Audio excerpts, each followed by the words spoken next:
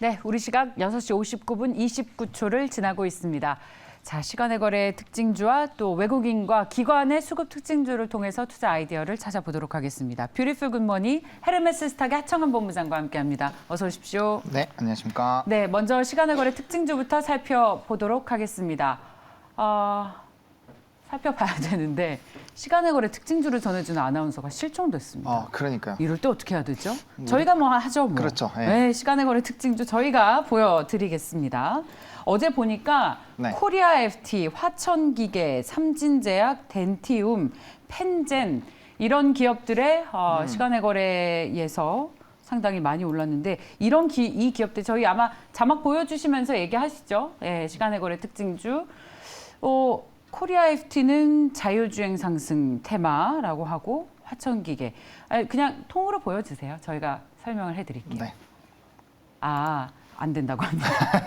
시간의 거래 특징주들의 특징 뭐 어떻게 설명할 수 있어요? 네, 일단 화천기 같은 경우는 경영권 분쟁 같은 게 있고요. 삼진계약 같은 경우는 계약권 있었고, 펜젠도 비슷한, 그러니까 이슈가 있는 종목군들 위주로 일단은 조금 이벤트가 있었던 것 같고요. 그래서 저는 덴티움을 좀 꼽아봤습니다. 좋아요. 네, 덴티움을 꼽았는데 참 오랜만에 임플란트 쪽을 또 다시 말씀을 드리는 것 같아요. 사실 이쪽은 이런 성장이라든지 이런 기대감들은 굉장히 좀 좋았는데 그럼에도 불구하고 이런 전쟁이라는 리스크가 조금 생기면서 러시아 지역의 또 일부 출하량에 대한 부분들 그리고 이제 중국 쪽에서도 또 이제 법안이 정책적으로 좀 시행이 됐죠. VBP라는 네. 정책이 좀 실행이 되면서 수익성 부분이 조금 떨어지는 것이 아니냐라는 좀 물음표가 나오게 되면서 거기에서 좀 주가의 조정이 나왔는데 네. 아시다시피 작년에 사실 수출 부분에서 임플란트 섹터는 정말 고공행진을 했습니다. 물론 이제 또 횡령이라든지 이런 좀 전반적인 부정적인 이슈가 있다 보니까 거기에 어떤 탄력도들은 좀 떨어졌는데 최근에 시장이 일단은 반도체라든지 2차 전지 쪽에서 강력한 모멘텀이 나왔고 그 다음에 이제 아마 지수가 올라가서 좀 버텨주면 분명 그 위치 에너지가 좀 낮은 쪽으로 수급이 될 텐데 그러면은 이제 실적적인 부분에서 조금 기대감이 있는 쪽으로 움직일 수 있지 않을까라고 보고 있는 상황이거든요. 그래서 덴티움 같은 경우는 또 이제 이거래 전부터 좀 반등이 시작이 되고 있는 상황이어서 네. 거기에 따른 좀 기대감은 여전히 좀 있지 않을까라고 보고 있고 예. 특히나 우리나라 기업들이 중국에서의 좀 점유율도 그렇고 성장성이 굉장히 좀 높죠. 그쪽 시장 같은 경우는 스트라우만이라든지 오스틴 임플란트, 덴티움 이런 기업들이 이제 과점으로 시장을 이미 장악을 하고 있는 상황이고 일단 우리나라 기업들 같은 경우 정부 정책에 조금 덜 영향을 받습니다. 아무래도 좀 민간 쪽에 많이 넣다 보니까 그런 정책을 시행을 하더라도 사실 조금 제한적이고 워낙 이 중국 쪽은 아직까지 임플란트를 경험한 인구 수 자체가 굉장히 낮습니다. 근데 인구 수는 엄청나게 많죠. 근데 우리나라의 임플란트의 경쟁력은 좀 굉장히 좀 뛰어나다라고 생각을 하고 있어요. 아직 하지는 않았지만 그래서 그런 부분에서 본다면 충분히 성장성 부분에서는 굉장히 기대가 된다. 그래서 시장 캐파 성장에 따른 점유율이 유지가 되게 되면은 자연스럽게 실적적인 부분에서는 좋아지는 기조가 유지가 되지 않을까라고 보고 있는 상황이고 최근에 또 바이오 쪽에 조금 좀 훈풍이 돌고 있잖아요. 그런 부분에서 또 연관성이 있다 보니까 좀 기대감을 한 번 정도는 가져보셔도 괜찮지 않을까라는 관점으로 좀 골라봤고요. 네. 매수 같은 경우는 사실 지금 최근의 주가 흐름으로 보면 좀 부담스러운 자리는 아닙니다. 그래서 74,500원부터 76,500원까지 분할로 좀 접근해 보시면 좋을 것 같고요. 1차적으로는 85,000원, 2차로는 9만원대 한번 노려보시면 좋을 것 같고 아무래도 좀 매물이 있는 상황이어서 한 번 정도는 기간 조정이 나올 수 있어서 1차 목표가 좀 짧게 드렸고 손절 라인 같은 경우는 69,200원입니다. 이번에 실적이라든지 이런 기대감으로 다시 재상승이 나오는데 상승이 나오다가 요 윗매물에서 이제 저항을 뚫지 못하고 다시 눌리게 됐을 때는 전저점 테스트 한번 할 가능성이 있다 보니까 손절 라인은 조금 타이트하게 제시를 드려보도록 하겠습니다. 네, 덴티움이 최근에 실적이 나왔는데 매출 907억 원으로 전년 동기 대비 30% 가까이 올랐고 네. 이익이 2배 늘었네요. 네, 엄청 늘었습니다. 야, 근데 신기한 게 신기한 게 아니 이게 중국과 소련 매출 많이 소련이래요. 러시아입니다. 러시아, 죄송합니다. 제가 요즘 한국 현대사를 공부하다 보니 소련이 입에 붙었습니다. 네. 근데 그 중국이나 러시아로 해외 매출이 늘어날 거라는 기대감들이 있었는데 이게 전쟁이나 뭐 중국 봉쇄 때문에 많이 기대가 좀 많이 누그러졌잖아요. 근데 어디서 그렇죠. 그렇게 이익이 많이 난 겁니까? 일단 뭐 기타 지역에서 이제 뭐 아시아 지역이라든지 뭐 그런 쪽에서도 아시아 가령 어디에서? 뭐 전방위적으로 나가고 있는 상황이어서 뭐 딱히 그렇군요. 일부 지역이라고 하긴 좀 어렵고 러시아 같은 경우도 이제 전쟁이 터지니까 네. 단기적으로 러시아 매출이 캐파가 좀 있었는데 그게 없어지지 않을까라는 불안감이 있었는데 네. 뭐 전쟁 기간 안에서도 뭐 다들 잘 아시다시피 러시아 좀 뭐 무난하게 안에서 생활을 했잖아요. 그러다 보니까 그런 좀 우려가 좀 과했다라는 부분들 네. 그리고 중국 쪽 같은 경우는 정책에서 이런 수익성 부분이 좀 많이 깎이지 않을까라는 왜냐하면 이제 정부가 대량으로 매입해서 이제 뿌리는 방향으로 가다 보니까 그러면은 이제 기업 쪽에서 마진을 남기기는 사실 좀 어려운 구조가 되잖아요. 네. 그래서 그러다 보니까 조금 실적적인 부분에 사결받지 않을까라고 생각을 했는데 그 부분에서도 사실 그렇게까지 그렇군요. 영향이 나오는 부분은 아니어서 네. 그런 부분이 이제 할인이 다 됐고 이슈가 좀 반영이 됐다라고 한다면 그렇군요. 다시 한번 실적에 대한 베이스를 좀 받지 않을까 생각하고 있습니다. 덴티움 친구 오스템 임플란트는 요즘 M&A 이슈 때문에 또 그죠. 개별주처럼 움직이고 그렇죠. 있고 이건 또 새 주인이 나올지 말지에 대한 관심도 높고 많은 분들이 제가 소련이라고 했더니 그래 지금은 러시아 아니라 소련이 맞다. 고르바초프만 나오면 된다. 네. 라는 말씀해주고 계십니다. 나이 얘기하시는데 책으로 소련을 배웠습니다, 여러분. 자, 다음 외국인과 기관수급 특징주로 이어가겠습니다. 전해주십시오. 네, 이번에 외국인은 전기차 관련 2차 전지 배터리 관련주에 주목했습니다. 첫 번째로 삼성 SDI인데요. 13거래일 연속 담아내는 모습 보였습니다. 이제 중대형 전기차 배터리의 출하량 확대 및 가동률 상승에 올해 하반기 긍정적인 흐름을 보였으며 내년에도 이어질 전망으로 보이는데요. 삼성 SDI는 해외 투자 확대 등 긍정적 모멘텀이 기대되고 있습니다. 두 번째로는 LG 에너지 솔루션입니다. 외국인이 13거래일 연속 주목하는 모습 보였는데요. 이제 국내 대표 배터리 소재주로 떠오르고 있습니다. 미국 1위 자동차 기업인 GM의 협력을 강화하고 있기도 합니다. 세 번째로 삼성 전기 살펴보겠습니다. 이제 자율주행 전기차 등 성장에 따른 수요가 늘면서 전장용 매출 성장세를 보이고 있습니다. 다음은 현대건설기계입니다. 10거래 연속 외국인이 주목하고 있는데요. 북미와 신흥시장에서의 판매 호조로 3분기 호실적을 기록했습니다. 네, 다음으로 대한항공입니다. 고환율 악재에도 3분기 호실적을 보이면서 외국인이 4거래 연속 주목했습니다. 코로나19 사태 진정 이후 여객 사업이 빠르게 회복되는 이유에서였습니다. 기관의 특징주 살펴보겠습니다.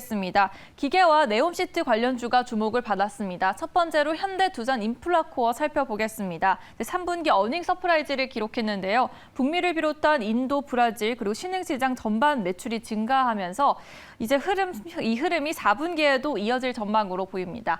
기관이 9거래 연속 담아내는 모습 보였네요. 다음으로 아모레퍼시픽입니다. 아모레퍼시픽은 5% 이상 상승세를 보였는데요. 면세시장 해외여행 수요 증가가 이어지면서 회복세를 나타냈습니다. 북미 시장 전년 대비 2배 가까운 매출 확장을 이어서 보도했습니다. 이제 현대건설 또한 주목해 볼 수 있는데요. 빈살만 사우디아라비아 왕세자의 방한 일정이 구체화되는 가운데 사우디의 대규모 건설 프로젝트죠. 이제 네옴시트와 관련된 종목으로 주목을 받았습니다. NC소프트도 이어서 살펴보겠습니다. 기관이 3거래 연속 담아내는 모습 보였는데요. 신작 공개를 앞두고 더욱 주목받고 있습니다. 오늘 14일 공식 유튜브 채널을 통해서 신작 LLL을 최초 공개하겠다고 전했습니다. 네, 마지막 종목 SG바이오센서 살펴보겠습니다. 기관이 3거래일째 담아냈는데요. 국내 제약바이오 업계 처음으로 연 매출이 3조 원을 달성한 것에 한 발 더 다가섰다고 전했는데요. 코로나19나 독감, 동시 진단키트를 비롯해 주력 제품군 매출이 증가하고 있는 추세입니다. 이상으로 외국인 기관 수급 특징주 살펴봤습니다.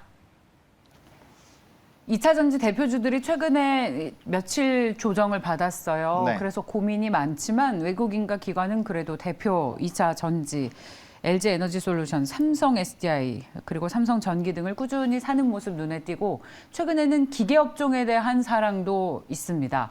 이런 부분들이 시장의 가장 큰 특징인데요. 외국인 수급 특징주 가운데서는 지금 살만한 종목이 있을까요? 약간 좀 소외된 종목을 오랜만에 좀 들고 왔습니다. 오늘 좀 컨셉 자체가 소외된 종목 약간 아니면 다시 좀 주목을 받는. 그러면 네. 이제 시장이 소외됐던 종목들이 오를 거라고 보시는 거군요. 네, 아마 좀 순환매 관점으로 봤을 때는 충분히 근데 실적이 또 나쁘지 않은 기업들 같은 경우는 한 번 정도의 조금 뭐 기회는 오지 않을까라고 보고 있거든요. 그래서 SD바이오 센서를 조금 꼽아봤습니다. 아, SD바이오. 자, 그러면 기관 수매수 특징주부터 가겠습니다. 네, 기간부터 네. 좀 말씀을 드리도록 하겠습니다. 네. 그래서 SD바이오 센서를 조금 말씀을 드릴 텐데 뭐 일단 실적은 되게 좋죠. 근데 이제 진단키트라는 이런 기업의 특징으로서 이제 엔데믹 이후에는 실적이 좀 잘 안 나올 거야라는 부분들이 사실 이제 작년 중순부터 계속적으로 있었고요. 근데 그때부터 실적은 계속 좋았었죠. 근데 이제 그런 부분에서의 좀 부담감은 여전히 있습니다. 여전히 뭐 증권가에서는 앞으로 실적은 줄어들 것이다라고 예상을 하고 있는데 이번 3분기 실적도 되게 잘 나왔죠. 예상보다 잘 나왔습니다. 잠정 실적이 나왔는데 매출 같은 경우는 전년 대비 4.6%가 올랐고 이제 영업이익 같은 경우는 조금 소폭 0.37% 하락을 했지만 뭐 이제 순이익 같은 경우 67%가 늘어났고요. 뭐 이제 전기랑 비교했을 땐 매출액과 영업이익은 좀 빠졌지만 순이익 같은 경우는 20% 이상 좀 성장을 했거든요. 그래서 그런 부분에서 봤을 때 일단은 실적이 부각이 된다라면은 단기적으로는 한번 반등이 나올 수 있지 않을까라고 보고 있고요. 또 최근에 미국 쪽에서 독감과 이제 코로나 부분이 많이 확산이 되고 있습니다. 뭐 우리나라에서도 다시 코로나 확진자가 많이 늘어날 것이다라는 전망 나오고 있고 관련된 기사 쳐보시면 좀 확진자 수가 다시 빠르게 좀 증가를 하고 있는 상황이거든요. 그래서 좀 계절적인 특수성이 있다 보니까 실적에다가 계절적인 특수성 그리고 이번에 4분기에만 실적이 좀 나와주게 되면은 매출 3조 원도 지금 노려볼 수 있는 상황이거든요. 그러다 보니까 실적에 대한 부분들이 한 번은 좀 부각이 될 수 있지 않을까라고 보고 있는 상황이고 또 이제 진단키트 업체들이 사실 이제 돈을 굉장히 좀 많이 있는 상황이다 보니까 뭐 랩지노믹스 같은 경우는 이제 이 미국 기업을 인수를 하면서 FDA 승인 안 받고 좀 진행할 수 있는 방향으로 해서 이슈가 되고 있는 상황이잖아요. 그래서 그런 방향으로도 충분히 신사업에 대한 기대감이 나올 수 있는 상황이고 지금 SD바이오 센서 같은 경우는 이제 뭐 카트리지 같은 이런 신성장 부분에서의 좀 기대감이 확대가 되고 있고 예전에는 진단키트가 이제 뭐 코로나에만 활용한다라고 지금 생각을 하시겠지만 네. 최근에는 뭐 암이라든지 기타 다른 부분에서도 많이 활용이 되고 있어서 네. 이런 부분들이 부각이 된다면 조금 기대를 해볼 수 있지 않을까라고 보고 있고요. 네. 그래서 가격 전략을 좀 말씀을 드리면 이제 매수가 29,500원부터 31,500원까지 분할로 접근해 보시면 좋을 것 같고 목표가는 조금 짧게 잡았어요. 왜냐하면 이제 시장에서의 바라보는 좀 진단키트 눈이 있다 보니까 일단 1차적으로 35,500원 제시 드리도록 하겠고 손절 라인은 26,000원 제시 드리도록 하겠습니다. 사실 고실적을 기록한 게 오히려 일회성이었던 거죠. 그쵸. 네. 코로나로 인한 일회성 고실적 이후에 이제 회사의 고유의 어떤 기업 가치에 주목을 해야 하는데 지금 오히려 코로나 수혜주라는 소위 취급을 받으면서 PER이 낮게 형성이 된 것도 있는 것 같습니다. 네. 자, SD바이오 센서 지금 투자할 만하다라는 말씀이시고 외국인 수급 특징주는 뭡니까? 네, 대한항공을 좀 꼽았습니다. 이제 항공치고 이제 실적이 굉장히 좀 잘 나왔고 최근에 수급을 보시면 굉장히 좀 좋은 흐름이 유지가 되고 있어요. 뭐 외국인의 매수 같은 경우는 뭐 중간중간에 퐁당 이제 11월 3일을 제외하고는 거의 뭐 20일 거래일 정도 여전히 순매수가 나오고 있는 상황이고 기간은 좀 최근에 많이 매도를 하다가 다시 3거래일 연속 좀 매수가 들어와 주고 있는 상황이고 뭐 사모펀드도 조금 이제 뭐 물량들의 좀 조정이 있지만 최근에 좀 들어오고 있는 상황입니다. 뭐 다들 잘 아시다시피 이제 고유가 흐름이 유지가 되고 있음에도 불구하고 실적적인 선방을 조금 했고요. 여객에 대한 이런 수요가 많이 늘어나면서 코로나 이전 대비 뭐 거의 70%대까지 좀 올라온 흐름들이 좀 파악이 되고 있는 상황입니다. 앞으로 여행에 대한 수요가 늘어나다 보니까 거기에 따른 좀 추가적인 기대감은 가져가 볼 수 있지 않을까라고 보고 있고요. 지금 유가 같은 경우는 뭐 선거나 이런 이슈에 따라서 좀 변동이 나올 수 있겠지만 만약에 고유가 흐름들이 좀 지는 방향으로 지금 가고 있는 상황이어서 그러면 이제 좀 부담감이 됐었던 의료비라든지 뭐 기타 이제 비용 처리 부분들에 대한 부담감들이 좀 떨어질 수 있거든요. 강달러가 좀 약해지는 부분들도 그렇고요. 그래서 전반적인 업황 자체가 좀 좋아지는 방향으로 가고 있어서 해당 부분에서 좀 긍정적으로 보셔도 괜찮지 않을까라고 보고 있고 뭐 증권가에서 워낙 긍정적인 리포트들 좀 쏟아내고 있어서 지금 저점에서는 충분히 조금 접근을 해보셔도 지금도 늦지 않지 않았을까라고 생각을 하고 있고요. 매수 같은 경우는 23,700원부터 24,500원까지 좀 분할로 접근을 해보시면 좋을 것 같고 1차적인 목표가는 28,000원, 이제 2차로는 3만원대 보셔도 괜찮을 것 같고요. 손절 라인은 21,700원 깨지 않으면 일단 계속적으로 끌고 가보셔도 괜찮겠다라고 정리드리겠습니다. 이게 대한항공 같은 경우에는 공매도 물량이 좀 그렇죠? 많은 게 늘 부담이잖아요. 네. 지금 어떤 수준이에요?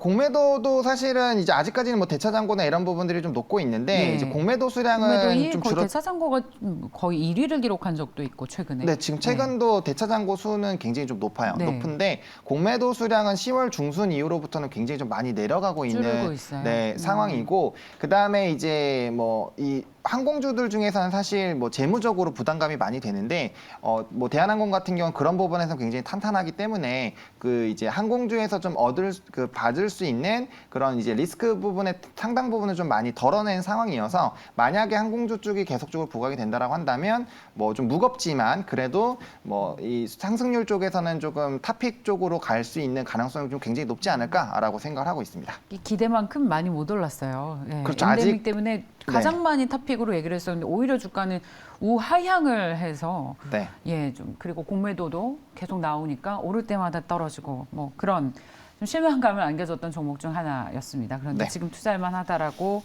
의견을 내주셨고 사모펀드 특징주도 보겠습니다. 전해주십시오. 네, 사모펀드는 반도체 업종에 주목했습니다. 이제 국내 대표 반도체주인 삼성전자와 SK하이닉스가 3거래 연속 상승세를 이어갔는데요. 미국 중간선거 후에 한국 반도체 기업들이 수출에 긍정적인 영향을 받을 수 있다는 전망에 영향을 받았습니다. 이제 삼성전자부터 살펴보겠습니다. 2% 상승률을 보였는데요. 2거래일 연속 6만 원대로 들어섰습니다. 반도체 업황 반등에 따른 매수 심리 회복과 함께 필라델피아 반도체 지수가 2% 넘게 상승한 영향도 있었습니다. 또한 SK하이닉스도 마찬가지로 삼성전자와 비슷한 이유로 상승세를 보였습니다. 세 번째는 동진세미캠입니다. 9% 넘게 오름세를 보였는데요. 이제 동진세미캠은 3분기 실적이 공개되면서 투자자들의 관심을 받았습니다. 3분기 영업이익이 작년보다 79.4% 증가한 기록을 보였습니다. 네, 다음으로 하나생명입니다. 1% 넘게 상승했는데요. 이제 메타버스를 활용한 콘텐츠 확장의 입장을 선보였습니다. 금융사 첫 가상인간을 공개하면서 인공지능 버추얼 재무 설계사에 대해서 사모펀드가 주목했습니다. 네, 마지막 종목은 아모레퍼시픽입니다. 5% 넘는 상승세를 보였는데요. 면세시장 해외여행 수요가 증가하고 이제 뷰티 업체들의 미국과 유럽 시장 공략이 본격화되면서 사모펀드가 담아낸 종목이었습니다. 이상으로 사모펀드 특징도 체크해봤습니다. 대표 한국의 IT 주식 샀네요. 국산화에 성공한 동진세미캠까지 그리고 네. 하나생명과 아모레퍼시픽은 또 기관수급 특징주와 중복이 되고요. 네. 이 가운데에서 투자해볼 만한 기업 뭡니까? 아모레퍼시픽을 골랐습니다. 아. 사실 화장품 주를 좋아하지는 않아요. 잘하셨어요. 네, 그런데 수급이 너무 좋아서 예, 바닥권에서 이렇게 수급이 좋으면 사실 한 번 정도는 좀 추가적인 상승, 게다가 이제 광고주도 앞두고 있고 이런 특수성을 단기적으로는 좀 누릴 수 있지 않을까라고 보고 있고요. 그래서 운용 기간 자체는 좀 짧게 좀 보시는 방향으로 보시면 좋을 것 같습니다. 일단 뭐 중국 봉쇄 완화에 대한 기대감들이 있긴 한데 사실 이거는 하루마다 왔다 갔다 하고 있죠. 이제 정책적으로는 조금 더 유지가 될 수 있겠지만 어쨌든 완화가 된다라고 한다면 화장품주가 가지고 있는 이런 중국에 대한 부담감에 대한 이미지가 조금 다소 해소가 되면서 거기에 따른 좀 부담감들은 해소가 되는 기대감을 가져가실 수 있지 않을까라고 보고 있고요. 그다음에 이제 좀 주가가 엄청나게 많이 눌려 있는 상황입니다. 그래서 사실 기술적인 반등이 좀 강력하게 한 번 정도는 나올 수 있는 시기이기도 하다라는 좀 생각이 들고 있고요. 이런 뭐 강군제라든지 연말 특수에 대한 이런 소비 기대감 항상 이때 실적들이 좀 잘 나왔던 부분들이 있어서 여기에서 좀 추가적으로 우리나라 기업들도 좀 화장품 기업들이 좀 기대를 해볼 수 있지 않을까라고 보고 있는 상황이고 그다음에 중국 부분을 좀 제외한 기타 지역에서는 그래도 좀 나름 선방을 좀 했거든요. 뭐 설화수라든지 라네즈 이런 쪽이 이제 뭐 전방위적으로 한 20% 정도 매출에 좀 성장들이 나왔다라는 거는 과거에 부담이 되던 이런 중국의 로드샵이라든지 중국 비중들을 좀 축소를 하면서 기타 다른 부분에 대한 매출이 확대가 되는 이런 기조가 유지가 된다면 분명 이미지적으로도 좀 변화가 나올 수 있지 않을까라는 부분으로 좀 생각을 하고 있어서 네. 일단은 좀 꼽아봤고요. 그다음에 이제 기관적으로 이제 수급을 받게 됐을 때는 사모펀드가 정말 많이 사주고 있고 연기금도 바닥에서 좀 많이 담아주고 있거든요. 그래서 이런 뭐 금융투자라든지 투신, 사모펀드의 이런 연속성이 깨지지 않으면 일단은 좀 같이 이 흐름을 타보셔도 괜찮지 않을까라는 관점으로 말씀을 드리도록 하겠고, 매수 같은 경우는 104,000원부터 109,000원까지 분할로 접근을 해주시면 좋을 것 같고, 목표가는 132,000원 1차로 보시면 좋을 것 같고요. 손절 라인은 94,000원으로 이번에 다시 거래량이 늘어나면서 상승하는 그 초입 부분 깨지지 않으면 지켜보셔도 괜찮겠다라고 좀 정리 드리겠습니다. 기관이 빈집에 들어오는 아모레퍼시픽 얘기를 오늘 앞전에도 계속 많이 했었어요. 네. 자, 수급 특징주로 아모레퍼시픽까지 살펴봤습니다. 자, 오늘 함께해 주신 분은 헤르메스 스탁의 하창원 본부장이었습니다. 잘 들었습니다. 네, 감사합니다.